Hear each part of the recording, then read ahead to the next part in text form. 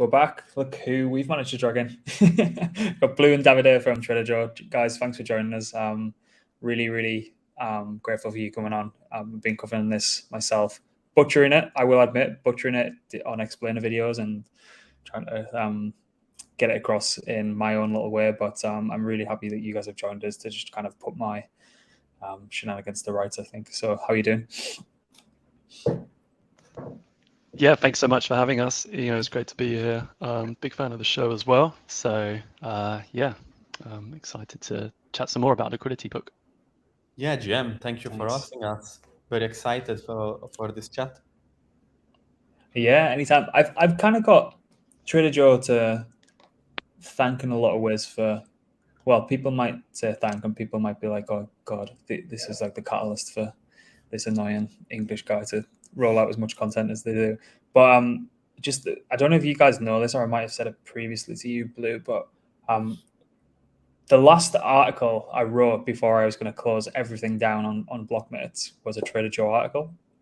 And it's not some kind of big inspirational story or anything. It was just, I was really interested in Trader Joe back in the early Avalanche days. And then I wrote an article on it and I was like, right, that's it. I'm done.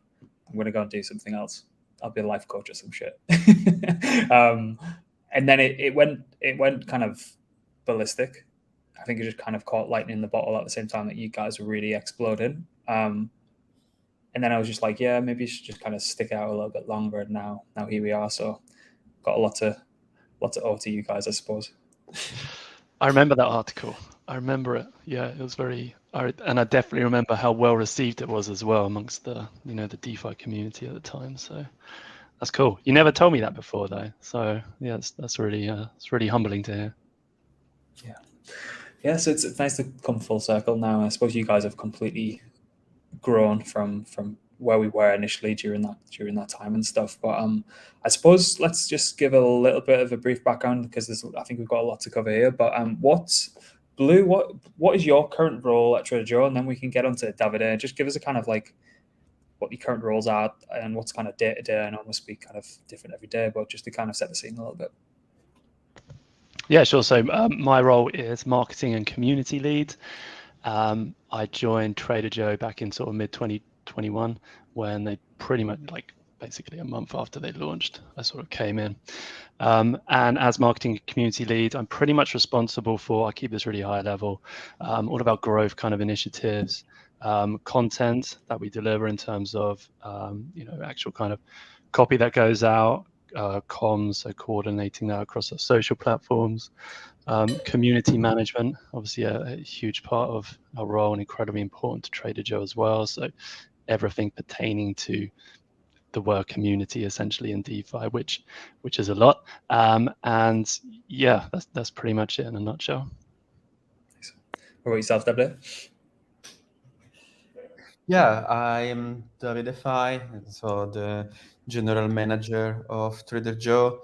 In my day-to-day business, I mostly cover what usually are business development and operation tasks. So a lot of conversations with protocol that are looking for support in their journey throughout the seeding of liquidity and management of their positions and internal tasks of keeping the daily tasks running.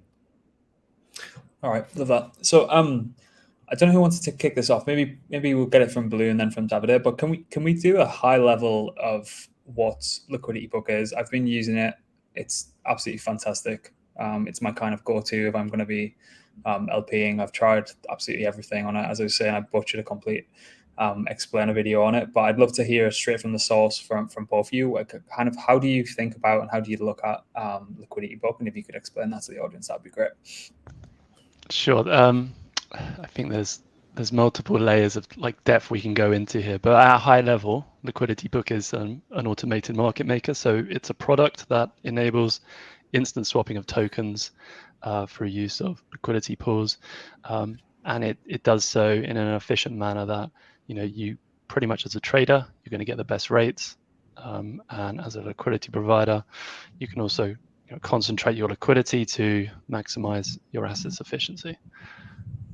So that's the highest level kind of explanation. I've got deeper questions. Yeah. Maybe from Davide as well. Do you want to build on that high level, because we can tumble down the rabbit hole of distinct features of liquidity book shortly, I think. Yeah, well, if we talk about liquidity book, we can also start from the beginning of when and why we build it. We were looking the entire past year for what innovation decentralized exchanges had brought to the table, as we had realized over time that the old format of incentivizing liquidity wasn't working anymore, and users were looking for way to better manage their liquidity. After plenty of months of research and great ideas from the quant team and dev team researching all options on the table, we came up with something completely new that could be categorized under the concentrated liquidity model of putting liquidity at work in a extremely more capital efficient way than others, and making it work as real yield. So having the fees generated by these markets, the all it needs in order to be self-sustainable. We believe that the centralized exchanges actually are going towards a direction that they need innovation, and in an ocean of forks, we wanted to show to the world that the Trader Joe team is a team of builders that can bring something new. And that's why we have been so proud in having developed something groundbreaking that no other DEX has and has brought to the space. And this is why Liquidity Book is such a unique product that we are being excited every day in bringing new features and new UI UX improvements on top, because being a completely blank slate, we can actually bring to the market our visions of how fun and actually granular liquidity management could be in a next gen DEX. Mm-hmm. Makes a lot of sense. With if there's anyone kind of listening who, I don't know, they might have came towards the end of the last cycle, and they've kind of just wrapped their head around the V1 deploying liquidity 50-50 token kind of split. What are the kind of obvious glaring discerning features between liquidity book and like the traditional X times Y equals K kind of AMM that a lot of people would have been kind of familiar with? And then I suppose the second part of the question would be, how does it kind of differentiate itself from the likes of UniV3, for example? I don't know if Davide, you want us to kick off that one, and then we lead on to Blue if he's got anything to chip in with. Yeah, we can take it into, we can simplify it into three core aspects. One is the vertical architecture of the beans that we have brought to the space. So we can say that we have a liquidity bean architecture. Liquidity is stacked vertically into individual beans, where each bean represents a price in we can imagine it as a horizontal order book of liquidity.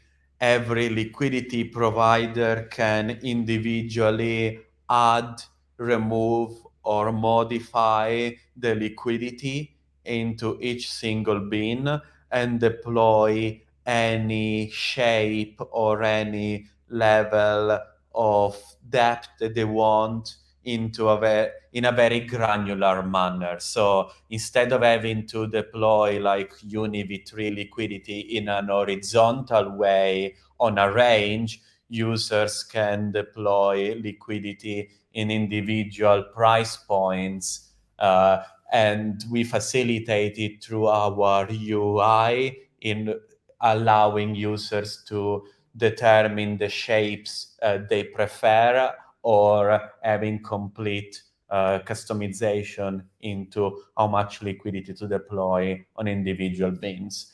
And as we mentioned, the vertical staking of liquidity, the position is entirely fungible. So it is not represented by an NFT, but as a token, 1155 style token set, which represents the underlying ERC20 beans. Every bean has its own identifier with its own amount of liquidity within it, but the users have fungible positions that can be managed with its full power into any type of DeFi protocol that can unleash this capability.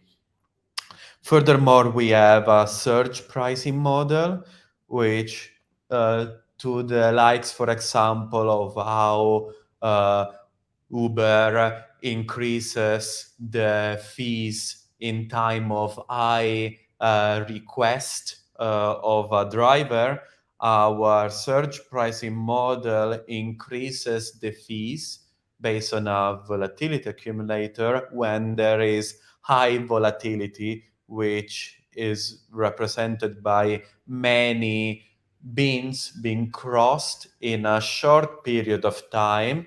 When volatility is high, fees are temporarily increased and provided to the liquidity provider in compensation to the potential impermanent loss that they could experience in the time of volatility. And then it slowly decays when volatility settles. Blue, anything more we would like to add? Well, it's really comprehensive, and maybe I can just kind of build off of what you were saying at the start. So like our research team, they were like thoroughly like researching existing clams, concentrated liquidity AMMs, kind of pretty much from the start of 2022. And there were 3 key kind of pullouts or findings that we felt that we could build a better kind of solution for this space in terms of a new primitive, which is now liquidity book, and those 3 kind of key areas. So as a liquidity provider, we felt there wasn't enough flexibility, there wasn't enough customization or versatility with strategies that could be deployed on these types of AMMs, and that's why we have that's why we built this architecture, this discretized bin architecture, because it keeps liquidity fungible, which is incredibly important if you want to run more granular, higher frequency strategies. That gives you the customization to swap out 5% of your distribution, or add to your existing distribution. In terms of the trading aspect, there's still slippage. There's still a noticeable area of trading efficiency that could be improved on, and that's why as part of the discretized architecture that we have, we can deploy a constant sum formula to execute trades, which means if trades are occurring inside one bin, there's no slippage, there's no impact on that.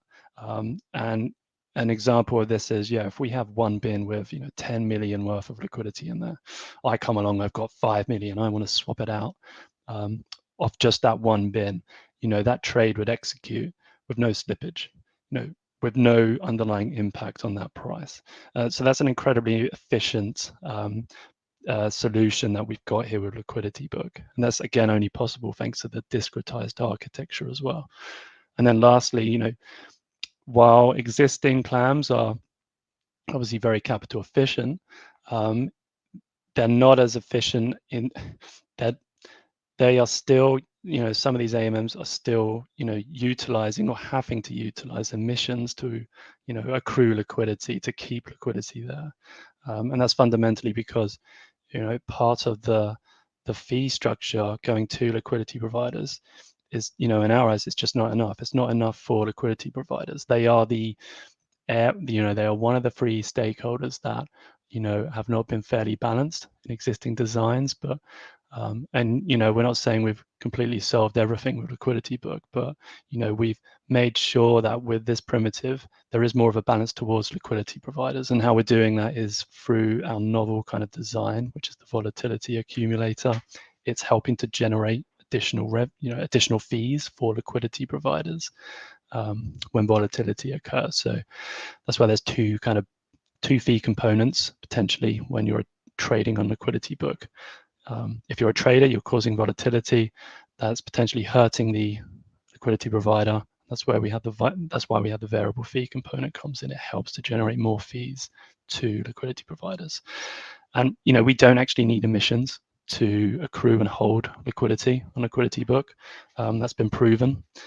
We've pretty much leveraged our entire kind of TVL growth, starting out in Arbitrum through no use of emissions.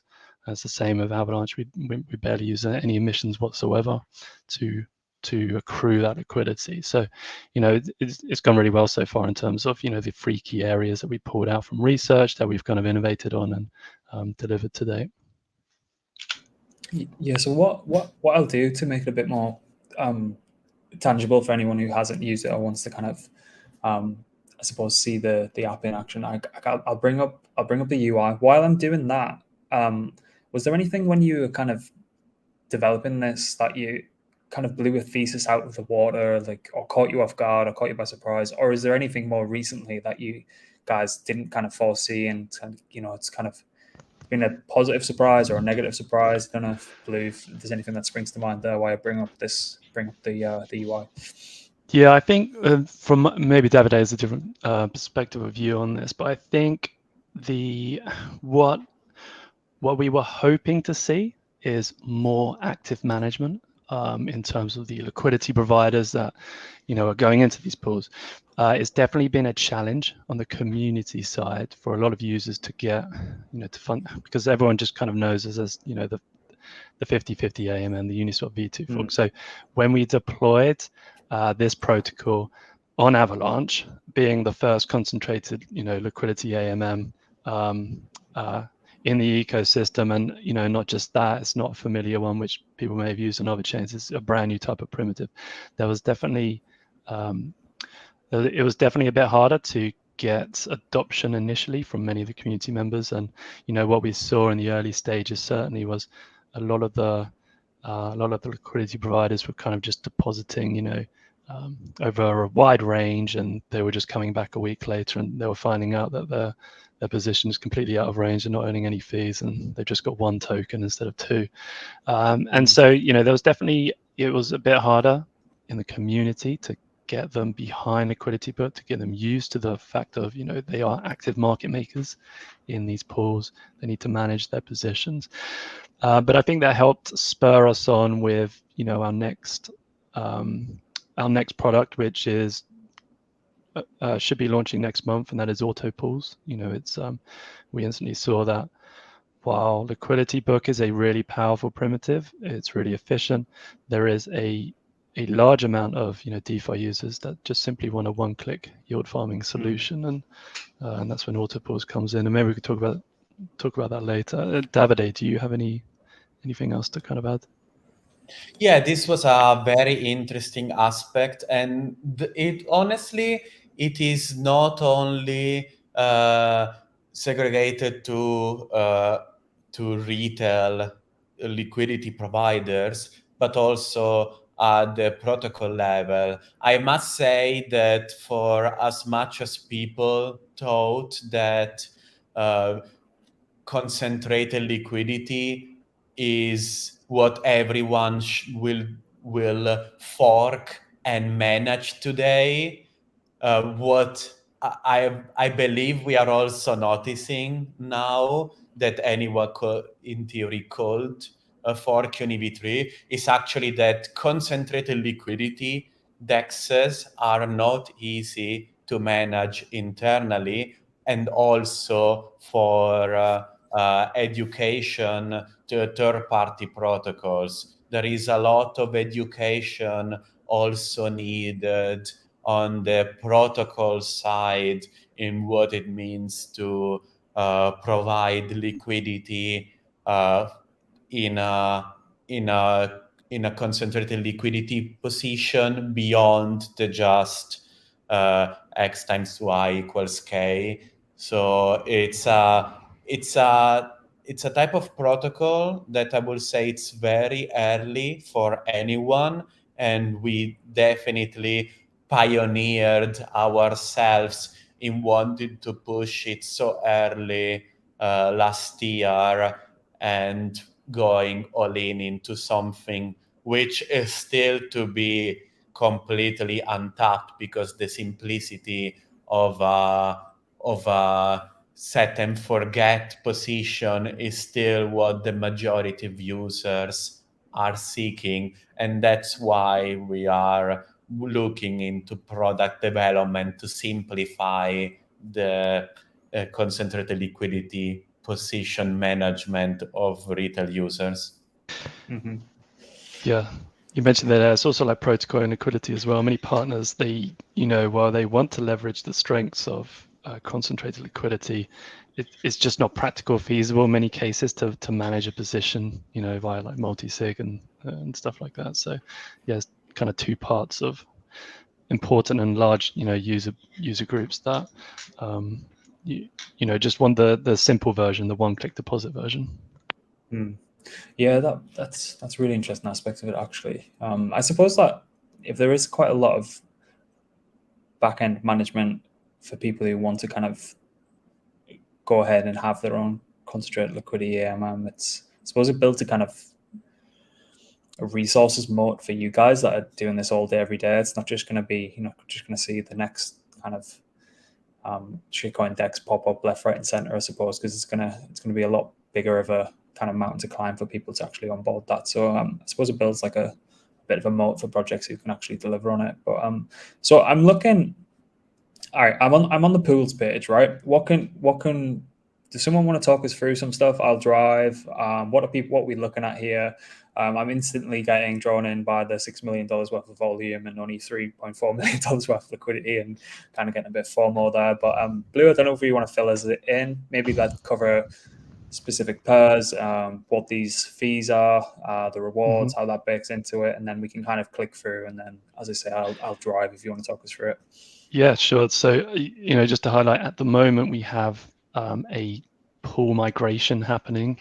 So we've got our V2 pools, which are hidden, so you can't see them now. And then we've got our V2.1 pools, which are here in front of you now. So that migration started just back end of last week. So there's a little bit of fragmentation going on. But, just to highlight that. So first of all, what we've got in front of you, each of these are their own liquidity pools.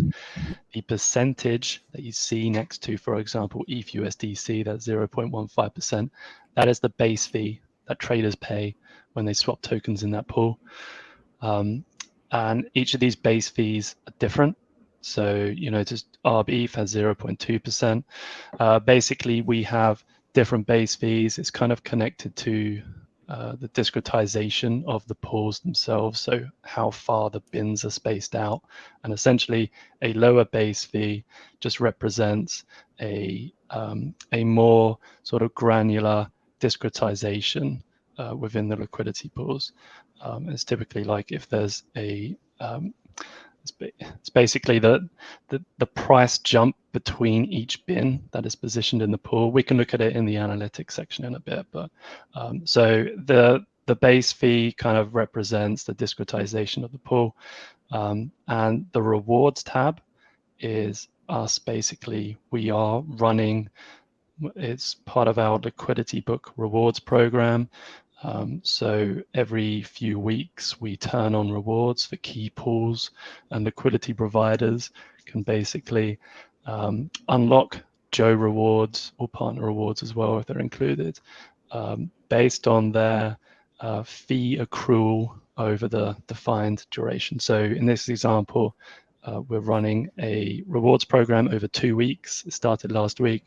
All the liquidity providers there the amount of fees they earn will represent what we call a maker score. So the more fees they earn over the 2 weeks, the higher their score will be. And at the end of that program, they'll unlock Joe rewards based on that score. So you want a higher score to unlock more rewards. And this allows us to basically, this is a kind of a novel way to incentivize liquidity on clams, because we are using some emissions to increase the competition within the liquidity pool. Because what we're trying to stimulate here is to get more liquidity providers to provide more liquidity around the active bins so they can earn more fees.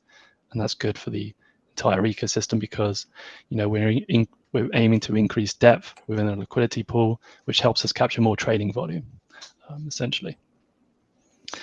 And then you've got volume, liquidity, fees that are earned over a 24-hour period, and then the projected APR. So just to highlight, the APR is just indicative of total fees against total liquidity. As a liquidity provider in these types of pools, you can earn a higher share of fees, you can earn a lower share of fees. So your APR can vary significantly depending on how effective you are as a liquidity provider.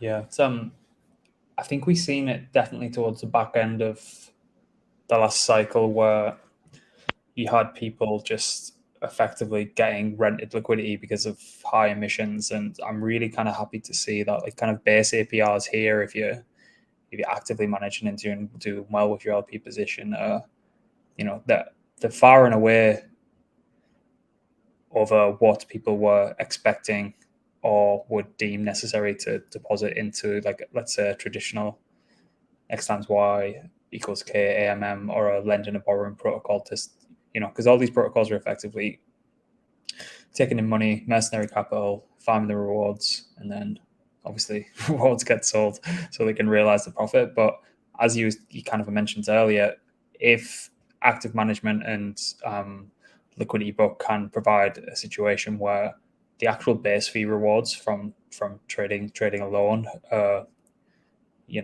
really kind of encouraging, you're going to see that depth of liquidity there. So I'm really happy to kind of see the industry moving in that way, because we couldn't have went on forever in the way of liquidity mining programs that were just being completely exploited from the likes of who. Many, no names, but ultimately, like, one of the core kind of values that we have is to create a sustainable environment, to create a sustainable ecosystem. And part of liquidity book, the design principles that we pulled out from our research is that we don't want our token holders to really pay. We don't want our token holders to make liquidity provisioning more profitable. So whilst we don't need to use rewards, we are kind of tactile in it, because ultimately this protocol is only a few months old, and we're still trying to grow on certain chains such as Arbitrum. So we can be significantly more tactile in how we use our emissions, and we're doing that with this program. And actually, as a liquidity provider, if you do unlock rewards via this program, the actual yield you're accruing is significantly higher. So we're kind of building up this really strong community called the Makers Club. We're in the 4th epoch now. It's highly competitive, but the community love to strategy share and love to share their success if they are able to unlock rewards. So we're kind of growing a community with this as well, which is really nice to see. Yeah, it's great. So I'm on the ETH USD. I've clicked through. So I was looking at the pools. I've clicked through the ETH USDC pool. Can you talk us through the shapes? I see the wide shape is gone.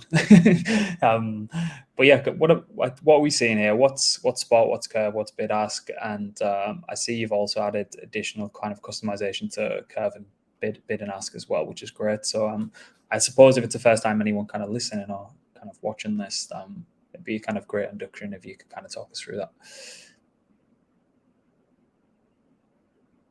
I don't know who wants to pick that one up.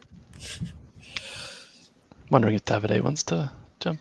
Davide, do you want to take this one? Yeah, let's talk about this shape. So when we take the approach to UI UX, we always ask ourselves what users might be looking for and how to make it simple. As we mentioned, the capability of Liquidity Book to deploy any type of liquidity shape is just shortcutted, let's say, on our front end, because these are three typical shapes that users might be interested in creating, but truly anyone could generate any type of shape through custom manual deployment. We, however, know that the majority of users have three type of intentions, and that's why we have created some presets to offer spot, curve, and bid and ask. So spot, it's what we could call a uniform deployment into a range. As in this example, we have, for example, scroll a bit down so we can. Okay, we see here that we have 11 bins, and the actual range is left and is specifically more towards the left on your range selection. So we have the central bin, which is the active bin. The active bin is the current price. Then users can move the slider. Exactly. So in this case, we will have the active bin at the. What price are we at here? Yeah, you basically 1893. Exactly. And basically, it's the bin where it's the only bin where you have both tokens and represents the active price. Then you could move the slider of the deployment towards more to the left, towards more to the right, or just perfectly centered. While doing so, you are deploying the liquidity that you have of token X all uniformly on the left side from the active bin, and the liquidity you will deploy to the right side uniformly from the active bin to the right. So you could, for example, just deploy single-sided liquidity with Liquidity Book. You don't need to actually do 50-50. By moving the right slider more to the left, you could decide the right. You will basically, if you have the screen a bit further up, you will see that now we have the Ethereum side grayed out, because you will be deploying only USDC. In this case, you are basically bidding with your USDC when the price of Ethereum will move to the left, so will move down, and buy Ethereum with your USDC and participate in the trading activity in that specific price range. Why normally users prefer to deploy within a range where they believe trading will happen, and deploy across multiple bins to capture the fees in that specific range. Or alternatively, they could, with the spot function, put, for example, Ethereum from $2,000 to $3,000, which is in the future or up. So we can imagine it right now, and that will mean that they will, when the price of Ethereum will reach 2,000, to 3,000, they will participate in the trading activity in that range and gain fees. If Ethereum will reach $3,005, of this example, it means that they will find themselves all in USDC, and Ethereum that they had deployed has been sold in a uniform way from $2,000 to $3,000. So it's also a way to strategically buy or sell tokens in the style of what will be, for example, an order book in centralized exchanges. Then let's move to the other more creative shapes, curve and bid and ask. Curve is a shape that, yeah, you could click reset probably. So curve is a shape that is more towards what we could see as being around the point of control in technical analysis term. If you think that liquidity will range mostly in the middle of a range, so if we believe as liquidity providers that liquidity will move up and down, but often moving towards the center, curve is the better shape because deploys more liquidity in the middle and then decreases the quantity of liquidity in each subsequent bin, and therefore you are looking to capture more fees in the middle of the deployment. It's perfect, for example, for stable coins where liquidity should always be around $1 for both tokens, but might move temporarily outside of the $1 range, so can capture fees also beyond the pegged value, or for anyway synthetic assets or similar. And then we have bid and ask, where the purpose of this range is to maximize the fees generated by a position where liquidity is less deep, as normally liquidity is attracted towards the middle point of a range.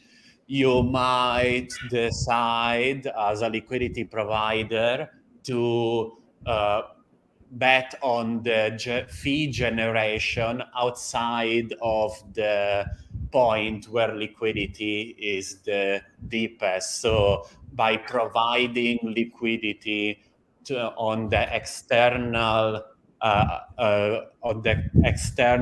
range of liquidity, you will generate more fees for your liquidity, as liquidity in these ranges is less deep. So you will have a higher portion of the liquidity generated when price hits that area, so you will generate more fees with less liquidity in proportion. Blue, would you like to add more? Yeah, that was very comprehensive. I can't really add much more in terms of detail, but like essentially the strength of Liquidity Book, one of the value propositions here is it's a fungible architecture where it's fungible liquidity that's placed. So we can do stuff like make it really easy for users to deploy custom shapes. You can't do this in other clams. You have to build positions individually, but with Liquidity Book, yeah, we can let people concentrate via a curve shape. We can give people the option to capture volatility with bid ask. Should we move on from that point, or? Yeah, that's fine. All right. So, as you say, with like the added levels of customizability, which is fantastic. Anyone who's deployed on UniV3 and then realizes, shit, I might want to add a little bit more of one of two assets in the pair, or even just change the position. It's a complete nightmare to get on with. But what's the kind of end game for customizability?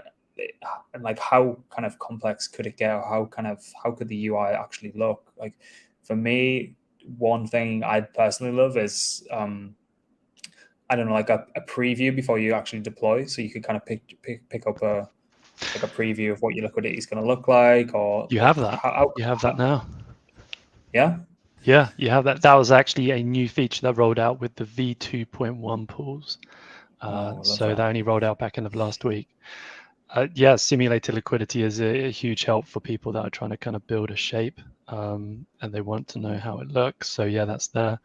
Like the customization features, which you rightly pointed out as well. Yeah, we've added customization to create bid ask and also curve, and yeah, essentially where this customization level could go, I don't know. I think that's a great question. I think the features that are rolled out now have been really well received. It's definitely in a good place that can serve a lot of different strategies with ease, which is ultimately what we're trying to do. We're trying to make it as simple and streamlined as possible. I think potentially end game here could be for the ability to essentially kind of paint the exact shape that you want to deploy. So instead of using the sliders, entering price points over predefined gradients, just having a user basically like get their mouse and basically say this bin is this bin is that, just drawing it on. I think that would be ultimately great. I mean, we do have a script to essentially, well, there has been something designed which can essentially do that. It's just a case of, is it actually feasible to build into the UX and the UI? So yeah, I think that would be my ideal end goal. I'm speaking as a user there as well. I think that would be great. Yeah, the bin art would be off the scale as well. If anyone doesn't know what I'm talking about, if you go check in the Trader Joe Discord for the shapes that people are using in the bin art that they're creating off the back of it, that would give you a laugh. I've seen some wacky ones where people have just like, I don't even know how some people have created the distribution that they have, just like layering on like different transactions and building stuff over. It's great to see though, because it's really kind of highlighting the flexibility you have as a liquidity provider using Liquidity Book. You can get really funky with these shapes. Yeah. So we touched upon it earlier, but I suppose with the added customizability, as you said, there's a large cohort of people that just want to kind of set and forget. And kind of my question around Autopools is, was it a difficult decision to go and just build the concentrated liquidity automated manager in-house? Because there seems to be a lot of products that are solely focusing on that. I know you guys like to just build a suite of products, like look at the NFT marketplace and everything that you kind of build off the back of that. But just love to kind of pick your brains on the decision to kind of build it in-house and kind of what the benefits are there. Yeah, Davide, do you want to answer? I mean, no, Davide, do you want to take this first? I don't mind adding on, but go on.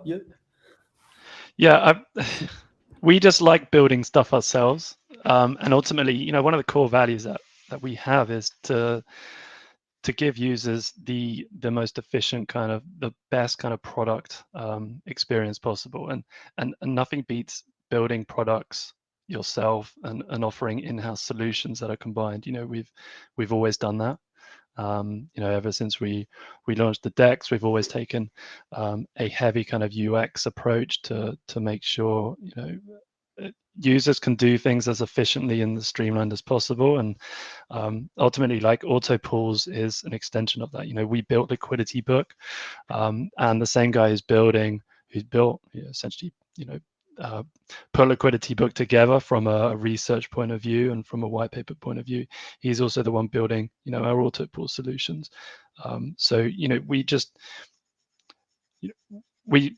builders through and through, and we always want to offer the next the next kind of product experience, and we feel like Autopools is going to be a perfect solution that layers on top of Liquidity Book and allows us to significantly enhance its value proposition to give users a fantastic kind of in-house experience that we love doing within the Trader Joe kind of ecosystem.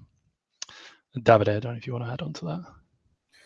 Yeah, the angle you took was extremely good, as often whenever we see an improvement in what we do in DeFi, our product managers and anyone that has some ideas comes up with good solutions that we could create.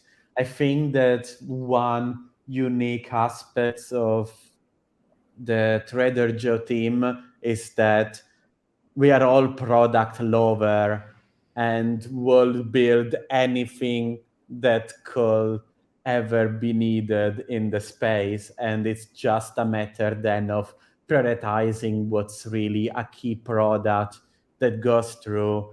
But our team is a team of builders, and whenever there is a chance to make DeFi more accessible and a better experience, there's always ideas on how to make it better, and then assessment if that approach could actually be turned into a product improvement that could be put on the roadmap. So our roadmap is very light into long-term perspective, because we know that we always want to ship products as fast as possible, and then it's only a matter of prioritizing what's most needed by the market and end users today. But we always look in that direction on how to make DeFi more accessible and better. Yeah, I suppose you get to build those products out in parallel as well. If like obviously there's some great kind of third party managers out there, but I suppose if you kind of get a lot of feedback, you can kind of act on that with Autopools and build on top of that and kind of get the product in the hands of people and get it's the actual product that they want. So I suppose that's a added benefit of building in house as well. What's the this might be a very short answer, but what would the user flow be like for kind of Autopools? Is it just coming? Will it just be one strategy per pool? Like, is there any kind of insight you can give us there, Blue? I don't know if you want to kick that one off. Yeah, so in terms of strategies that are on offer, there'll be kind of one key strategy for each pool that we roll out in terms of like our V1 iteration of Autopool strategy. So like it may change actually over the coming weeks, but we'll have strategies for, you know, the large key pools on each chain. We'll actually have stablecoin strategies as well, and we'll probably have Joe strategies. You know, this very much could change within sort of the coming weeks or so, but we'll be focusing essentially on what we view as sort of key pools as our sort of initial kind of V1 strategy. Like the user flow is essentially, it's going to be a case of, you know, you go to the pool page and you can either dive into Autopools from there, or you can stick with, you know, manual mode, we'll just call it for now. So it's going to be just a really clean, simple experience. It's not going to be, you know, a cluttered offering in terms of strategies. We're going to make it very kind of direct for users to jump into. And all of these strategies will, you know, obviously be optimized and focused on delivering great yield, essentially. I can't give too much more insight into the actual strategies, but we're leveraging the value proposition of Liquidity Book, which is, you know, being able to adjust positions or distributions with ease. We leverage our volatility oracle here, so it's a novel design. So volatility oracle is helping to inform our strategies of, do we need to widen this distribution right now? Do we need to narrow it in, you know, based on the volatility that's being read? So this is, you know, this is pretty interesting component of our automated solution here. And then, you know, lastly, so Autopool strategies are essentially held kind of off chain, and then they execute transactions on chain. And this kind of black box strategy kind of execution vehicle allows us to iterate these strategies in real time as well, so we can, you know, position for appropriately for market conditions. We can, you know, exotic, you know, in terms of V2 iteration, we can kind of build in varying off-chain signals as well, not just from what we're reading in the liquidity pools, but there's a lot we can do here and a lot we can iterate on and evolve these strategies over time to optimize them. So, but in short, from a user perspective, it's going to be a really kind of clean and simple offering to start with. Yeah, overall, the biggest needs that them by being a concentrated liquidity protocol is to simplify the management of the position. Often, users have to rebalance their position once a day, once a week, depending on how deep they go into their deployment and their intentions. And we want to simplify this and take away the need of having to manage their position actively and make it a passive endeavor. Yeah, one-click yield farming. That's basically what Love it is. That. I've got a million more questions, but I know we're getting close to the top of the hour. So, is there any kind of features that we haven't covered, or is there anything you guys want to kind of get out to the audience that I might not have asked, or just know we're getting close to be pushed for time? So yeah, just want to make sure I we've think captured everything. What's great about Autopools is that as a user, when you deposit tokens into an Autopool, you're given an ERC20 token receipt. So this is basically, it is pretty much like a V1 DeFi farming experience, right? You come along, you deposit your tokens into a liquidity pool, and you take that LP receipt and deposit it into a yield farm, or maybe you want to collateralize it and leverage it elsewhere. And Autopools will give that exact same experience, which, like, for me as a partly a DeFi degen, I'm incredibly excited to be able to utilize my Autopool tokens and potentially deposit them into a partner protocol that wants to do X or Y with it.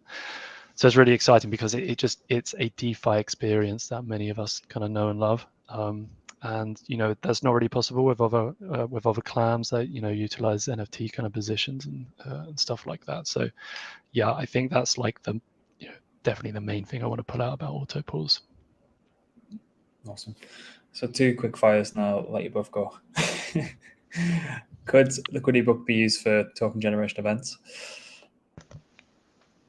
Yes. And SJO on other chains? Yes or no? Yes. I mean, that's on the UI now. You can go to staking on Arbitrum and BNB. And so actually, with SJO on Avalanche, the fee collector for V2.1 is online. So that's pretty much, that's on track to start distributing to SJO stakers. I guess that's kind of, well, by the time you publish this, that would have started distributing anyway. So I guess it's not really alpha, but yeah, that's going to start this week, by the end of this week, I think, or maybe the very start of next week. So that's up and running. And then, yeah, we obviously want, SJO live and kicking on Arbitrum and BNB as soon as possible. We think it's a really cool kind of value proposition of our offering. There are so many other, DEXs that are, very similar to us that are either not revenue sharing, they've stopped revenue sharing, or they're really looking to kind of bunker down and reduce potential yield to these offerings, and we feel we are in the strongest position here to enable this for token holders. Love that. All right, guys, top of the hour. I don't want to take up too much more of your time. I'm sure you're back to back. Thank you very much for coming on. If anyone's listening on Spotify, I'd recommend going having a little look at the kind of brief demo that we did on YouTube as well. But you ever want to come back on, if there's any more product features, just shoot me a message. Always happy to have you guys on, and just say the word and we'll get it sorted. But yeah, thanks again, and I suppose we'll speak to you soon. Thanks so much, Grant. Yeah, and appreciate your time, and thanks to everyone listening in. Thank you very much. It was a pleasure. All right, take it easy, everyone. Speak to you next time.